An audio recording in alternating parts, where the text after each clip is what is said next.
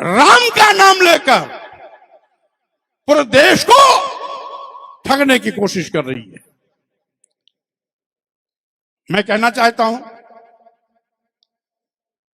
राम लला मंदिर अयोध्या में बन रहा है तो ये से माननीय सर्वोच्च न्यायालय को जाता है। प्राण प्रतिष्ठा कर ये साबित करना चाहते हैं राम को हमने पैदा किया, राम को हमने जीवन दिया, उसको प्राण प्रतिष्ठा करके आप क्या साबित करना चाहते हो? ये धोखा नहीं तो क्या है? ये पाखंड, आडंबर, दिखावा, छलावा है। और साथियों, राम का अपमान भी, राम को मानने वाले लोगों के लिए मैं कहना चाहता हूं, ये राम का जा रहा है। धर्म की दुहाई देकर सत्ता में बैठे हुए भूखे भेड़िए आज इंसानियत का कत्लेआम कर रहे हैं। फिर का प्रस्ती पैदा कर हिंदू मुसलमानों को दो पार्ट में बांटने का नापाक इरादा और कोशिश कर रहे हैं। मैं कहना चाहता हूं, भारतीय जनता पार्टी और आरएसएस का जो इतिहास है इस बात का गवाह है कि इस देश की आजादी में स्वतंत्रता संग्राम सेनानियों में उनके पूरे परिवार और कुनबे का कोई व्यक्ति हिस्सेदार नहीं रहा। साथियों, आज देश संकट की दौर से गुजर रहा है। भारतीय संविधान खतरे में है। लोकतंत्र की हत्या की जा रही है।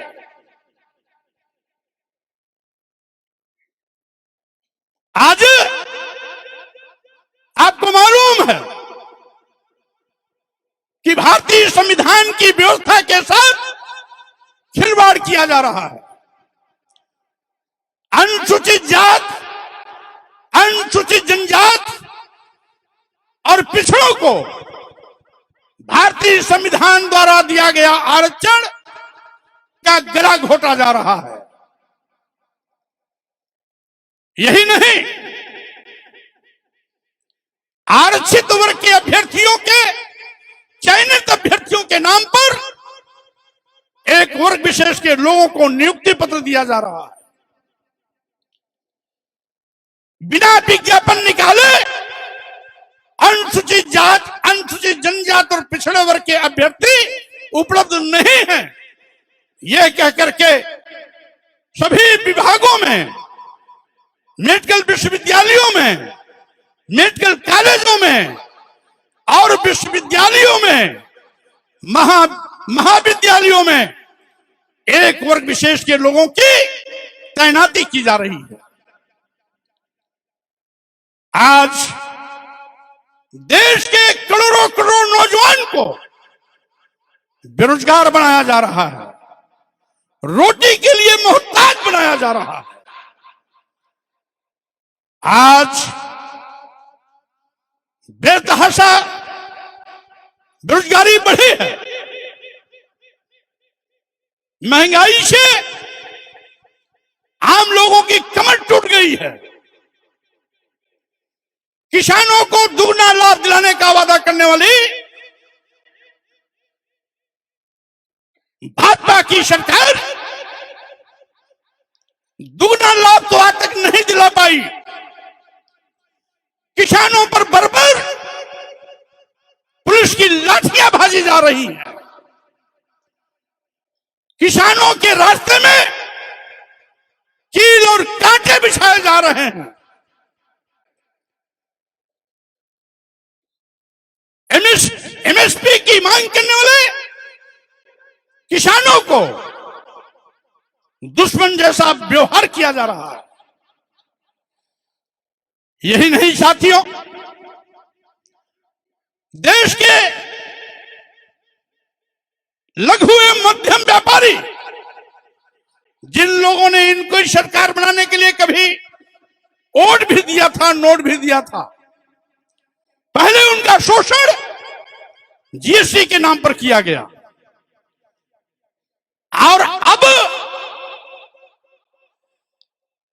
जीएसटी से संबंधित सारे मामले ईडी को सौंपकर ग्रामीण क्षेत्र के जिले, तहसील, विकासखंडों और ग्राम पंचायतों में जो हमारे छोटे व्यापारी हैं, ईडी के माध्यम से उनकी कमर तोड़ने की तैयारी की जा रही है। यही नहीं, लोकतंत्र को दबाने के लिए, लोकतंत्र को खत्म करने के लिए, लोकतांत्रिक मूल्यों की हत्या करने के लिए ईडी, सीबीआई, इनकम टैक्स का दुरुपयोग किया जा रहा है। यही कारण है देश में विपक्षी पार्टियों के सभी नेताओं के खिलाफ एक एक कर सीबीआई, ईडी, इनकम टैक्स के माध्यम से तथ्यहीन मुकदमे दर्ज करा करके उनको अपमानित किया जा रहा है। उनकी आवाज को कुचलने की कोशिश की जा रही है। चाहे दिल्ली के केजरीवाल जी हो, चाहे बिहार के लालू जी तेजस्वी हो, और वहां के मुख्यमंत्री जी जो पलटू राम बनकर के पलटी मार गए, नीतीश जी हो, वो भी इसी दांव के चक्कर में घुटना टेक दिए चले गए। और चाहे हमारे झारखंड के मुख्यमंत्री हेमंत सोरेन रहे हो, इस प्रकार से देश में जहां जहां भी विपक्षी पार्टियों की सरकारें हैं या विपक्षी पार्टियां केंद्र सरकार पर हमलावर हैं, वहां पर ईडी, सीबीआई, इनकम टैक्स के माध्यम से उनकी आवाज को दबाने की कोशिश की जा रही है। इस पर चर्चा न हो, बेरोजगारी पर चर्चा न हो, महंगाई पर चर्चा न हो, किसानों के साथ हो रहे अन्याय पर चर्चा न हो, व्यापारियों के शोषण पर चर्चा न हो। आज लोकतंत्र को बचाने की बात न हो, संविधान से हो रहे खिलवाड़ के खिलाफ आवाज न उठे, इसलिए सत्ता में बैठे हुए लोग भाग्य भगवान का सहारा लेकर, धर्म की दुहाई देकर इस देश में नफरत का बीज बोकर समाज को बांटने की कोशिश कर रहे हैं। हमारी संस्कृति रही है, हिंदू, मुस्लिम, सिख, ईसाई सब हैं आपस में भाई भाई। यह बुद्ध की धरती रही है, यह महावीर जैन की धरती रही है, जहां से भाईचारे का संदेश कभी पूरे दुनिया में दिया गया था। और साथियों, मानो मानो एक समान की विचारधारा पूरी दुनिया में दिया गया था, आज उसको खंडित किया जा रहा है। वसुधैव कुटुंबकम का संदेश हमारी इसी भारत भूमि से गया था, आज उसको तोड़ा जा रहा है। धर्म की दुहाई देकर सत्ता में बैठे हुए भूखे भेड़िए आज इंसानियत का कत्लेआम कर रहे हैं। फिरका परस्ती पैदा कर हिंदू मुसलमानों को दो पार्ट में बांटने का नापाक इरादा और कोशिश कर रहे हैं। मैं कहना चाहता हूं, भारतीय जनता पार्टी और आरएसएस का जो इतिहास है इस बात का गवाह है कि इस देश की आजादी में स्वतंत्रता संग्राम सेनानियों में उनके परिवार और कुनबे का कोई व्यक्ति हिस्सेदार नहीं रहा, और इसीलिए इस देश से उनको कोई लगाव भी नहीं है। वो देश को लूट रहे हैं। ये पहली सरकार है केंद्र में बैठी हुई जो देश की राष्ट्रीय संपत्तियों को, राष्ट्रीय संपदा को बेचने का पाप कर रही है। आपने देखा होगा देश के सभी बंदरगाह बेच दिए गए, सभी एयरपोर्ट बेच दिए गए, एयर इंडिया बेच दिया गया, सभी रेलवे स्टेशन बेच दिए गए, कई दर्जन ट्रेनें अपने चहेते उद्योगपति अदानी और अंबानी के हवाले कर दिया। LIC जैसी बड़ी संस्था जहां लाखों लाख लोग काम करते हैं, उसको भी अदानी को सौंप दिया। यानी जिन सरकारी विभागों में देश के नौजवानों को उम्मीदें थी कि आने वाले दिनों में इन विभागों में भी हमें सरकारी नौकरी के रूप में सेवा का अवसर मिल सकता है, लेकिन जब वो निजी हाथों में चले गए तो कोई किसी भी वर्ग समाज का नौजवान हो, वो अब सरकारी नौकरी के लिए मोहताज हो जाएगा। सरकारी विभागों में ही आरक्षण लागू होता है। जब एक एक करके सारे सरकारी विभाग अदानी और अंबानी के हवाले कर दिए जाएंगे तो अनुसूचित जात का आरक्षण लागू नहीं हो पाएगा, अनुसूचित जनजात का आरक्षण नहीं लागू हो पाएगा, पिछड़ों का भी आरक्षण नहीं लागू हो पाएगा। आरक्षण न देना पड़े इसलिए यह सरकार एक साजिश के तहत सरकारी विभागों को, सरकारी उपक्रमों को निजी हाथों में बेचने का पाप कर रही है। सरकारी संपत्तियों को बेचने का मतलब यह सरकार देश को बेच रही है।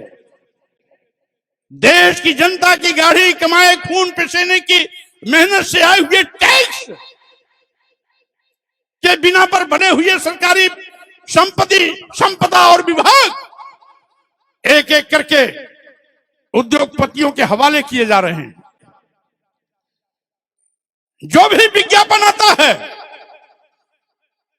पिछड़ों के 27% आरक्षण के बजाय 27 के सापेक्ष मात्र कहीं 5% दिया जाता है, कहीं 8% दिया जाता है। अनुसूचित जाति, अनुसूचित जनजाति के आरक्षण 23% के सापेक्ष कहीं 4%, कहीं 3%, कहीं 2% में समेट दिया जाता है। यहां तक कि तमाम विभागों में हमने यह भी देखा कि विज्ञापन में ही कहीं कहीं पिछड़ों के आरक्षण को 0 कर दिया जाता है, तो किसी विज्ञापन में अनुसूचित जात के आरक्षण को 0 कर दिया जाता है, तो कहीं पर अनुसूचित जनजात के आरक्षण को 0 कर दिया जाता है। साथियों, आज ये सरकार देश के लोगों के आंख में धूल झोंक रही है। एक कहावत है, गांव में लोग कहते थे, राम नाम जपना पराया माल अपना। ये भारतीय जनता पार्टी के लोग राम राम जप करके पूरे देश का माल हड़पने की कोशिश कर रहे हैं। सावधान हो जाना।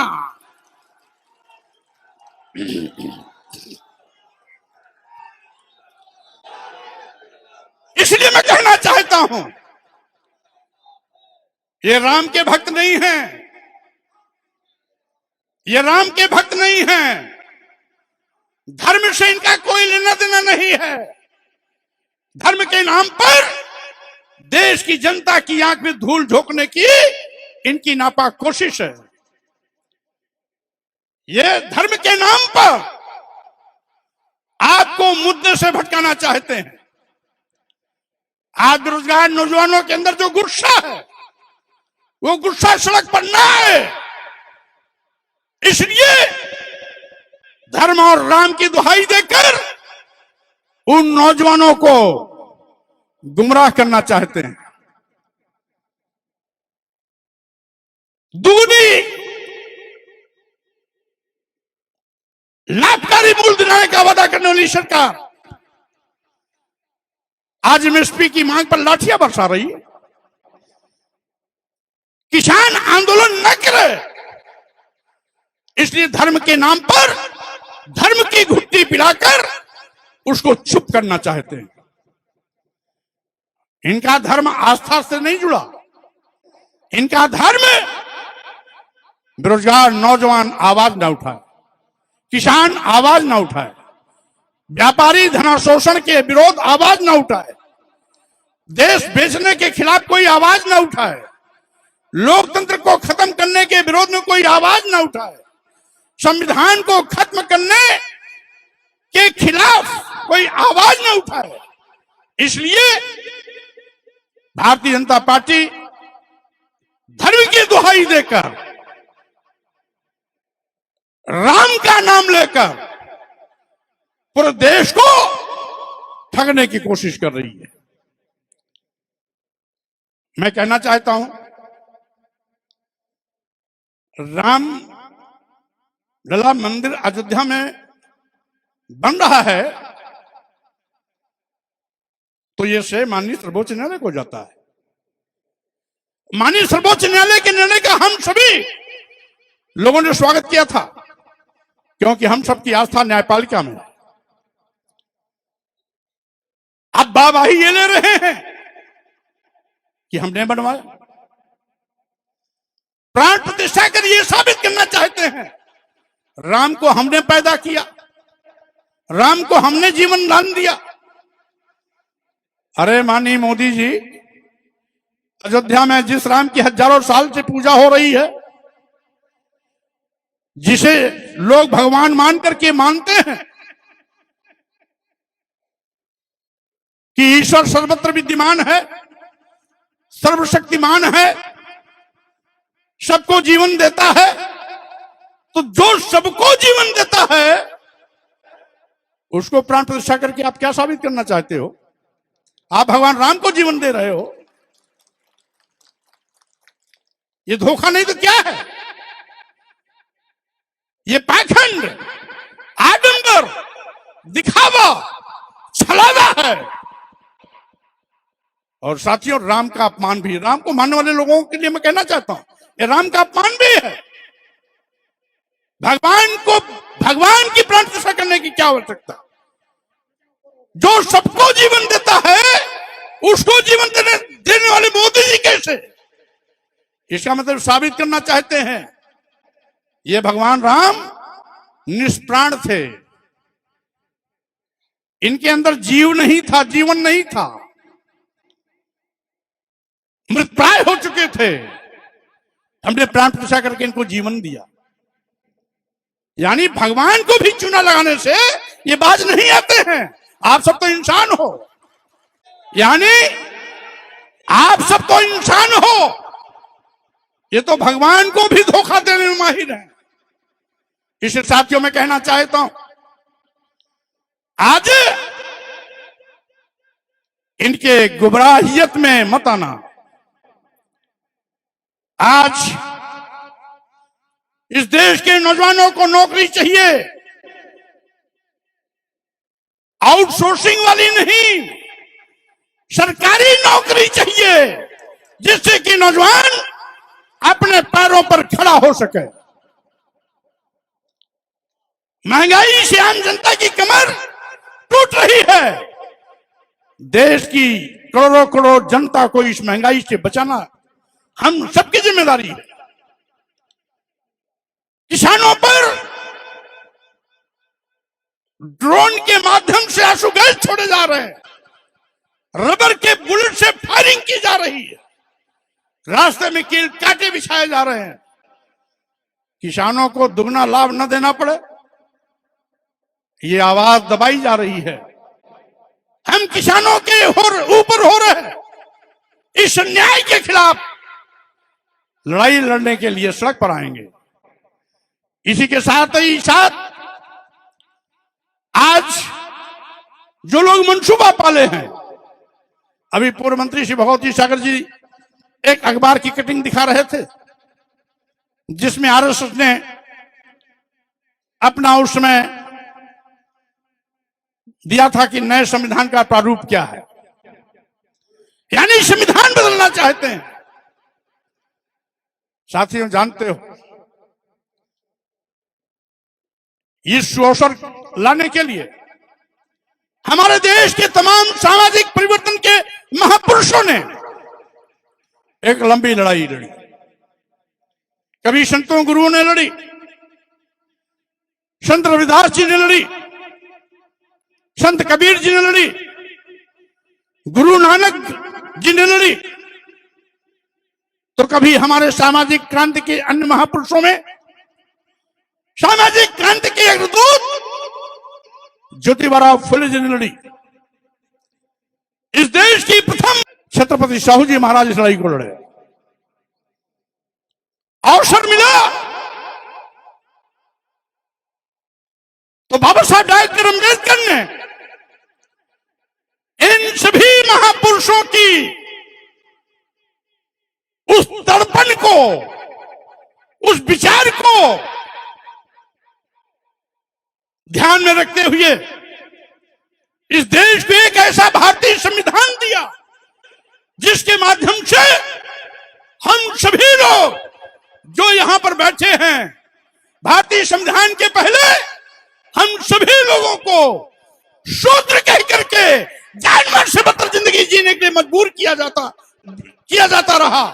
हमें भारतीय संविधान बनने के पहले हमें पढ़ने लिखने का अधिकार नहीं था। इस देश की महिलाओं को भी पढ़ने लिखने का अधिकार नहीं था। आज हमारी बहनें और बेटियां ऊंचाइयों के शिखर पर हैं। आईएएस के रूप में, आईपीएस के रूप में, डॉक्टर, इंजीनियर, प्रोफेसर के रूप में। यह देन भारतीय संविधान की है। आज हमारे बीच में यहां तमाम प्रोफेसर, डॉक्टर, इंजीनियर, डीजीपी आदि लोग बैठे हैं, जहां तमाम लोग बैठे हुए हैं, ये देन बाबा साहब डॉक्टर अम्बेडकर की है। क्योंकि जब तक भारतीय संविधान नहीं था, मनु का संविधान था, उस समय एक कहावत चलती थी, नारी शूद्रो न धीयता। इस देश की स्त्रियों को, किसी भी वर्ग और जात की हो, और देश के शूद्रों को पढ़ाई शिक्षा नहीं देनी चाहिए। और इसीलिए इनकी व्यवस्थाकारों ने लिखा अपने धर्मग्रंथों में, यहां तक कि शूद्रों के लिए लिखा गया मनुस्मृति में, शूद्रम तु कार्येत दास्यम कृतम अकृतम वा दास्यैव तु जन्मना ब्राह्मणम तु स्वयं हुआ। यानी शूद्र को गुलामी करनी है। ब्राह्मण तो स्वयंभू भगवान का अवतार है, उसको कुछ नहीं करना। यद्यपि ब्राह्मण समाज में भी तमाम ऐसे विद्वान पैदा हुए जो इस सुनीगली व्यवस्था के खिलाफ आवाज बुलंद किया। पंडित राहुल संचेत्यायन, जिसका नाम था केदारनाथ पांडे, उन्होंने इस व्यवस्था को खुल करके विरोध किया। और साथियों, प्रोफेसर पंडित जगन्नाथ उपाध्याय जी, जो बीचू के पाली भाषा के हेड ऑफ डिपार्टमेंट हुआ करते थे, इस जात पात, छुआछूत, ऊंच नीच, भेदभाव मूलक व्यवस्था पर कड़ा प्रहार किया। आज भी ब्राह्मण समाज के तमाम ऐसे विद्वान हैं जो दलितों, आदिवासियों, पिछड़ों, अल्पसंख्यक समाज के साथ हो रहे अन्याय के खिलाफ मुखर होकर आवाज उठाते हैं। लेकिन कुछ ऐसे भी लोग हैं, वो अपना सम्मान तो चाहते हैं, लेकिन और किसी को सम्मान नहीं देना चाहते। बाबा साहब डॉक्टर अम्बेडकर इसके जीवंत मिसाल थे। दुनिया के सबसे बड़े विद्वान थे अपने जमाने में।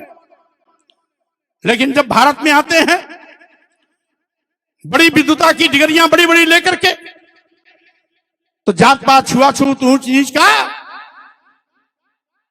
दंश हर कदम पर उनको झेलना पड़ा। लेकिन भारतीय संविधान बनाते वक्त बाबा साहब डॉक्टर अंबेडकर ने, उनकी ये महानता थी, चाहते तो बदले की भावना से जिन लोगों ने इस देश के दलितों, आदिवासियों, पिछड़ों के साथ जनजातीय अत्याचार अन्याय किया था, उनके खिलाफ बदले की भावना से कुछ अन्यथा लिख सकते थे। धन्य है बाबा साहब डॉक्टर अंबेडकर। हजारों साल की पीड़ा झेलने के बाद भी आपने किसी के साथ कोई भेदभाव नहीं किया, समान संविधान बना करके सबके सम्मान और स्वाभिमान की रक्षा की। इसके लिए आज पूरा देश आपके लिए ऋणी है। आज पेरियार रामास्वामी नायकन, नारा नागुरु संत गाड़े, रामस्वरूप वर्मा जी, पेरियार ललई सिंह यादव जी, शहीद जगदेव कुशवाहा बिहार, इन महापुरुषों का नमन करता हूं, अभिनंदन करता हूं। साथ ही साथ सामाजिक परिवर्तन के महानायक मानवर कांशीराम जी ने जो एक नारा दिया था कि जिसकी जितनी संख्या भारी उसकी उतनी हिस्सेदारी के फार्मूले पर चलते हुए राष्ट्रीय सोशलिस्ट समाज पार्टी के माध्यम से मैं सबके सम्मान, स्वाभिमान, सत्ता शासन में हिस्सेदारी को बराबर सुनिश्चित करने का काम करूंगा। यह हमारा संकल्प है। साथियों, हमने छत्रपति साहू जी महाराज, ज्योतिबा फुले जी, बाबा साहब डॉक्टर अंबेडकर, पेरियार रामास्वामी नायकन, नारा नागुरु संत गाड़गे को तो नहीं देखा, लेकिन इनके विचारों के कारवा के संवाहक मानवर कांशीराम जी के साथ लंबे अरसे तक काम करने का अवसर जरूर मिला है। आज मैं मानवर कांशीराम जी के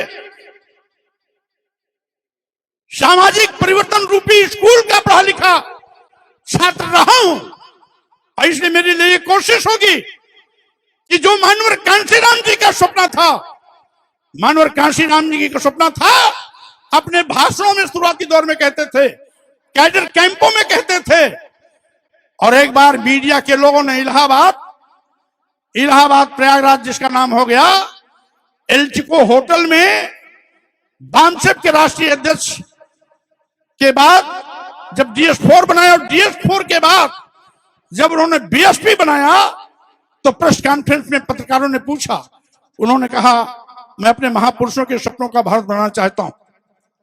तो पत्रकारों ने पूछा कि कांशीराम साहब, आपके महापुरुषों का सपना क्या था? तो मानवर कांशीराम जी ने कहा था, मैं सम्राट अशोक के सपनों का भारत बनाना चाहता हूं। ये शब्द मानवर कांशीराम साहब के थे। सम्राट अशोक के सपनों का भारत बनाने का दर्शन मानवर कांशीराम जी का था। हम उन्हीं के स्कूल के छात्र हैं, इसलिए उनके विचारों को आगे ले जाने के लिए किसी भी प्रकार के खतरे को, किसी भी प्रकार की टकराहट को, किसी भी प्रकार के अवरोध से कितना क्यों भी न लड़ना पड़े, पीछे कदम नहीं हटाऊंगा, आगे ही बढ़ता चलूंगा। साथियों, हम जानते हैं, हम ये भी जानते हैं कि तीन चार दिन की तैयारी में आपको यहां आना पड़ा। हम ये भी जानते हैं कि रास्ते में गाजियाबाद, नोएडा सीमा पर आपको बड़ी दिक्कतें भी झेलनी पड़ी। बहुत से साथियों को बसें वहां पर रोक ली गई, आने भी नहीं दिया गया। उसके बावजूद इतने कम समय में आपने जो इस प्रतिनिधि सम्मेलन में बड़ी उपस्थिति दर्ज करा करके मेरा हौसला अफजाई किया है, इसके लिए आप सबका अभिनंदन करता हूं, सबका स्वागत करता हूं। मैं अपेक्षा करता हूं आप सभी लोगों का सहयोग इसी प्रकार से सदैव आगे भी मिलता रहेगा। और साथ ही साथ हमें भी जानते हैं कि आप को जल्दी जाना भी है, बहुतों की ट्रेनें इंतजार कर रही होंगी, बहुत की ट्रेनों का समय भी हो रहा। जो लोग बस बॉर्डर पर छोड़ के आए उनको वहां बस भी पकड़ना हो किसी किसी रूप में, ये भी जानता हूं। लेकिन उसके बावजूद आज मैं इतना ही कहना चाहता हूं, देश और प्रदेश की हालात बहुत बिगड़े हुए हैं। इस बिगड़े हालात को सुधारने के लिए हम सबको मिलकर के मजबूत लड़ाई लड़नी होगी। मैं अपेक्षा करता हूं कि आपने जो मुझसे उम्मीदें रखी हैं, आपकी उन उम्मीदों की कसौटी पर मैं खरा उतरूं, इसके लिए जितने भी संघर्ष की आवश्यकता होगी उतने संघर्ष किए जाएंगे, उतनी मेहनत की जाएगी। लेकिन हमारी कोशिश होगी कि कभी भी आपका सिर झुकने नहीं दूंगा, आपका सिर हमेशा ऊंचा उठाकर। आज अभी हाल में ही लोकसभा चुनाव आसन्न है। आप सभी लोगों ने आज एक नई जिम्मेदारी दी, चुनाव सिर पर है, इससे जिम्मेदारी भी बड़ी है। साथियों, हमारी कोशिश होगी इस देश को लुटेरों से बचाया जाए, इस देश का संविधान बचाया जाए, इस देश का लोकतंत्र बचाया जाए। और साथ ही साथ आने वाले 2024 लोकसभा चुनाव में सत्ता में बैठे हुए लुटेरों को बाहर का रास्ता दिखाया जाए, ये हम सबका संकल्प। विपक्षी पार्टियों का गठबंधन लगभग बन चुका है। वो गठबंधन इंडिया अलायंस, जिसको हम सब ताकत देकर के और भी सशक्त बनाएंगे। आज हमें खुशी है, लगभग 40 पार्टियों के राष्ट्रीय अध्यक्ष और राष्ट्रीय अध्यक्ष अथवा उसके प्रमुख महासचिव यहां पर उपस्थित होकर अपना सहयोग दिए हैं, हमारा हौसला अफजाई किए हैं। उन सबको भी बहुत बधाई, शुभकामना। साहब सिंह धनगर जी 1 साल से मेरे पीछे लगे हुए थे। और साथियों, उसके पूर्व की सारी कहानी प्रोफेसर रामबख्श वर्मा जी बता चुके हैं, धनगर जी बता चुके हैं। मैं उसकी पुनरावृत्ति नहीं करूंगा, क्योंकि भैया जी धनगर इसके संस्थापक राष्ट्रीय अध्यक्ष रहे। 4 महीना पहले दिलीप चौधरी जी को इन्होंने राष्ट्रीय अध्यक्ष बना के इसकी जिम्मेदारी सौंपी। 1 साल से ये इतने धुन के पक्के थे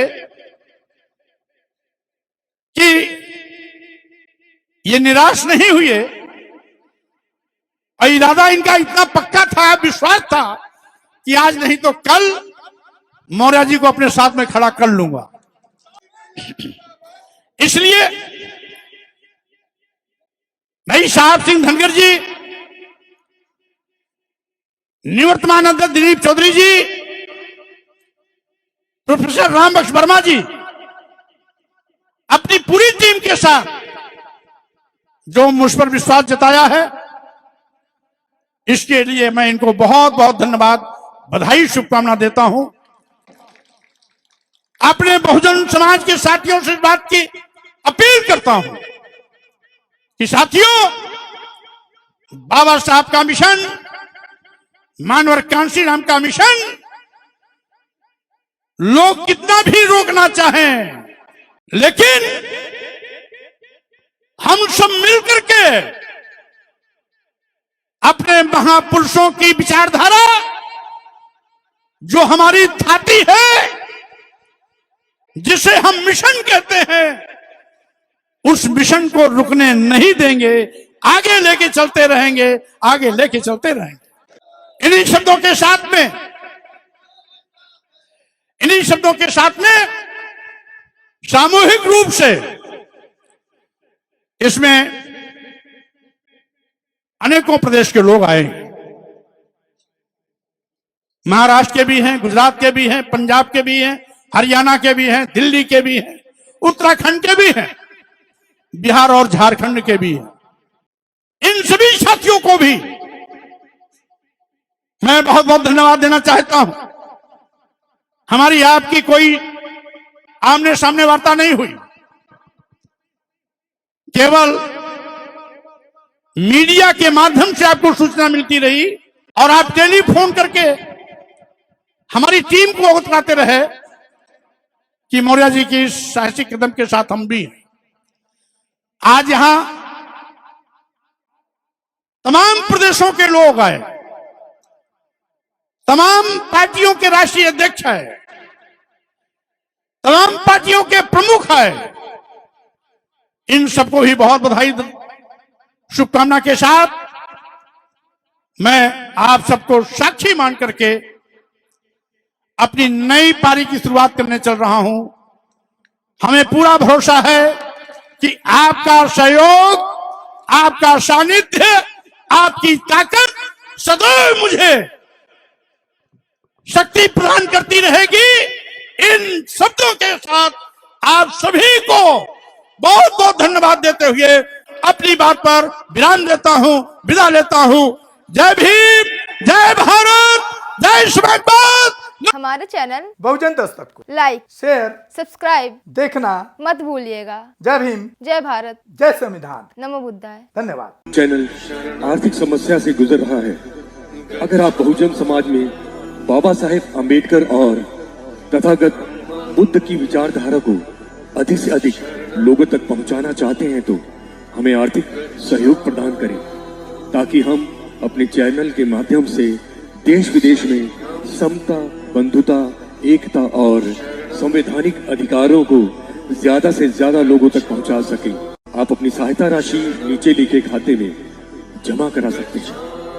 खाता धारक गौतम रत्ना, खाता संख्या 3169576865 IFSC कोड SBIN 0060336, बैंक भारतीय स्टेट बैंक। आप हमारे बैंक खाते का विवरण स्क्रीन पर भी देख सकते हैं। जय भीम, जय भीम। मैं गौतम रत्ना आपका बहुजन फिल्म प्रोडक्शन में स्वागत करता हूं और आप हमारे प्रोडक्शन हाउस के अंदर अपना कैरियर बना सकते हैं as a film director, as a producer and actor and actress and editor and cinematographer also. अगर आपको फिल्म से रिलेटेड कुछ भी प्रोजेक्ट आपको बनवाना है तो हमारे पास में पूरा सेटअप है, जिसमें फिल्म कैमरा है, शूटिंग लाइट्स है और एडिटिंग है। सारा A to Z एक ही जगह पर आपको हमारे यहाँ पर मिल जाएगा। तो दोस्तों, आप हमें कांटेक्ट कर सकते हैं हमारे नंबर्स पर 9810085714 और 8510005714। हमारे वेबसाइट पे विजिट कर सकते हैं www.filmserviceindia.com और हमें मेल भी कर सकते हैं gautamfilmsproduction@gmail.com पर। धन्यवाद।